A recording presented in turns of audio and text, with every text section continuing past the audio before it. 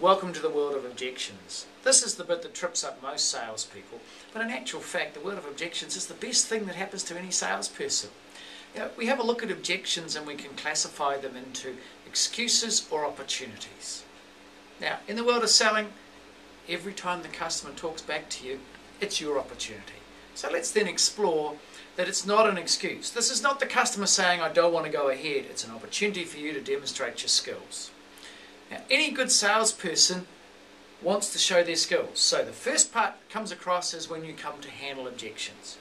Okay, so let's have a look at what causes objections. I'm going to bring the camera onto the screen now, and we're going to put up 4 main reasons for objections, and I'm going to talk to you about the percentages of how often these come up. So the first one that comes up is sincerity. Now, if you want to write things down, this is 5%. 5% of objections are to do with sincerity. Sincerity is, I don't know whether I trust you, don't like you in a blue shirt, don't like you in a red shirt, I don't like males, don't like females, don't like your accent, don't like where you've come from. So sincerity is a very small part of the objection mix. Next most important one, product knowledge. So number 2 is product knowledge. Product knowledge, as you can see here, it's 80% of all objections. 80. So why doesn't the customer admit they don't understand something? Why don't they say to you, I don't understand how strong it is? Because of power. The customer doesn't want to say, I don't have the power, you've got the power. So they'll say something like, it's not very heavy, doesn't look strong. So we understand then if the customer wants more knowledge, so 80% of the objections you get are really requests for, if you fix this, I'm ready to buy. So the 80% is product knowledge. And the next most important one on the screen you'll see here is selling skills. Now the selling skills is 10%. I've got a boss I've got to report to, and this is the objection they're going to raise. I've got an accountant I've got to get the budget out of. This is the objection he's going to raise. So the customer will raise the objection with you with a view to getting you to give them words and ideas and sentences to be able to handle the objection. Okay, so let's move to the 4th one. The 4th one is personal abilities. You can see it on the screen here, personal abilities. Not all of us are the same. Most of us, unless we've got an identical twin, are a little bit unique, and we have unique personalities, unique characteristics, and we don't get on with everybody in the world. There's some people that we choose not to get on to, some people we can't get on with, and yeah, if the customer wants to have a female rep and you're a male rep, there's not much you can do about it. I remember when I was first introducing the first all-woman sales team, I had customers saying, I don't want a sales rep. That's a lady. I've got too many lady customers. Look how far we've moved.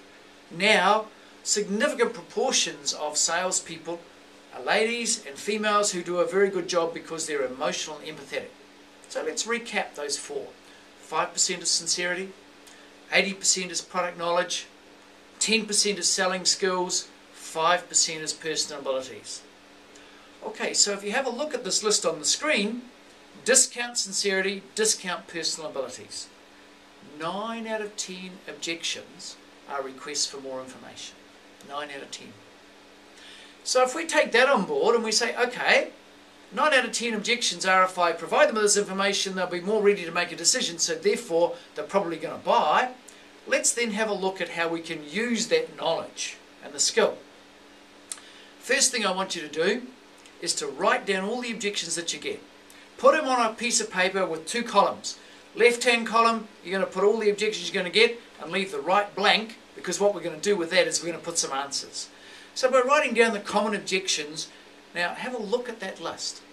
How many are product knowledge or selling skills? How many want more pieces of information? The rest of them, not too much to worry about. Okay, so now you've created an exercise for yourself. So what we're going to do now is, how do we handle this information that we've got? Well, this is where we have the power, and you'll see on the screen I've put here the power of the bring up your brain, get some RAM files out. Now RAM files are random accessible memory files, okay? So this is stuff that you bring up from the world of experience, from your toolbox of selling. So by bringing it up, you're going to bring up such things as, the first most important one we'll bring up is, why do our customers buy? Now you see on my screen here that we've got needs or wants. I'm not going to go too much depth into that, but just bring up your knowledge of why does this customer normally buy from us. Why do the rest of the customers like this customer normally buy? And put that back in the RAM file that you've got up there. What's the reason why the customer is normally going to buy this? And you'll know from your last few presentations what happens. So first one you bring up is, what about buying history? And sometimes you'll find a customer always raises these objections before they make a decision. That's fine, Mr. Customer, I can play that game too.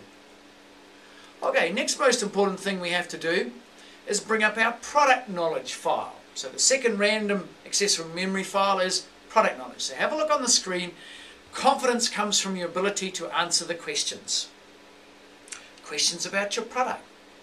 Questions about the benefits. So remember what the difference is. A feature is a fact. The benefit is the advantage of that fact. The best test is the so what. So we say, here is the feature, so what does that mean to the customer? If you want to understand more about the language of talking to customers, have a look at my interactive video that talks about so what. But let's come back to this. Features are facts, benefits or advantages of those facts. So what does the buyer buy? Buyers buy benefits. Or let's put it another way. Budgets get broken by benefits. The benefit is why the customer is going to make the decision. So if we think about it, a glass jug is a fact.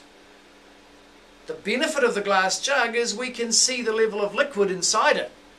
We can see how the liquid is going when we're pouring it. They are benefits. Why do we buy the glass jug? Because the clear glass, which is a feature, allows us to have the benefits. Buyers buy benefits. So when a customer is talking to you, it's a bit more than my budget, they're really saying to you, what are the benefits of spending more so that I understand why I should break my budget? Now just a little aside here. Budgets were meant to be broken.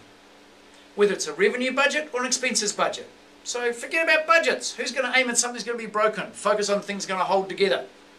Benefits are what buyers buy. Put it in short, B, B, B. Easy acronym to remember.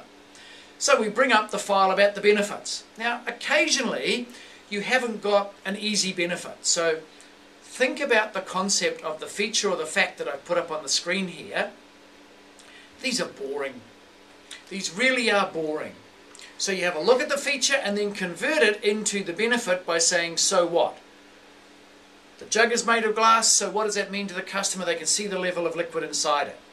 So you can bring up a feature and use the two words, so what? And then of course you can convert it into a benefit.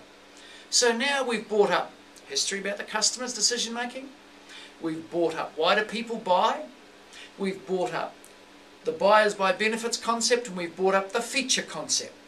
So now let's put it into a formula that's going to work. Now I'll put the camera on the screen now and we're going to work through this formula for you. The first most important thing to do is to repeat the objection from the customer. But, and this is an important but, get rid of the emotion. Customers will say to you, doesn't look strong enough. Well, we're not going to show them we're listening by repeating the objection and come back with, it doesn't look strong enough to you, because that's got emotion in it. So we use what is called a softening phrase. Softening phrase is I'm pleased, I understand, that's great. They are softening phrases. So when a customer says to you, it doesn't look strong enough, you say it's great, you want to know about the strength. Now what we've done is we've shown the customer we're listening, we've acknowledged it, but we've separated the emotion from the information. Emotion you don't want. Information you want to deal with. This is helping a customer make a decision. So, we repeat the objection so the customer knows we've heard it. We use a softening phrase like I'm pleased, that's great, or yeah, well man, that's fine. It's something to get them realising that you've been listening. Then what do buyers buy? Buyers buy benefits. So we introduce a benefit. Then, of course, every time we give somebody an answer from our listening technique, we put a question on the end of it. So if we introduce a benefit, we put a question on the end of it, and we start overcoming the objection and turning it into a selling point. So that customer that said to us, doesn't look heavy enough to me, we use the formula. I appreciate that you're concerned about the weight. Our technical tests have shown that this timber or this steel or this substance will certainly hold that weight plus about 50% more. How much weight would you like it to hold? Now what we've done is we've used repeating, softening phrase, benefit, and asked a question. Think about our glass jug. Customer says, oh, I don't know about that glass jug. And we say, look, it's made of glass. And of course the benefit of that is you can see the level of liquid inside it. Okay, don't argue back with your customers. Focus on it. If the customer raises another objection, use the same formula. Just keep answering it. Repeat the objection, softening phrase, introduce a benefit, and then ask a question about it. You never win arguments. And you'll find the simple formula really handles every objection that you've got.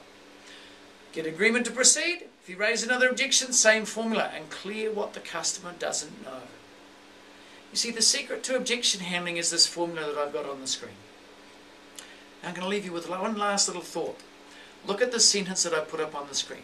Objections tell you the buyer is ready to purchase if you fix this. Objections are great. Objections are fabulous to have. Because an objection says, you don't have to talk to me about anything more, just fix this and I'm ready to make a decision. So a good salesperson loves objections. A good salesperson thinks about it and says, you've just helped me. Let's help you make the right decision by giving you the information. Objections teach you to use your product knowledge. Objections teach you to use your listening skills.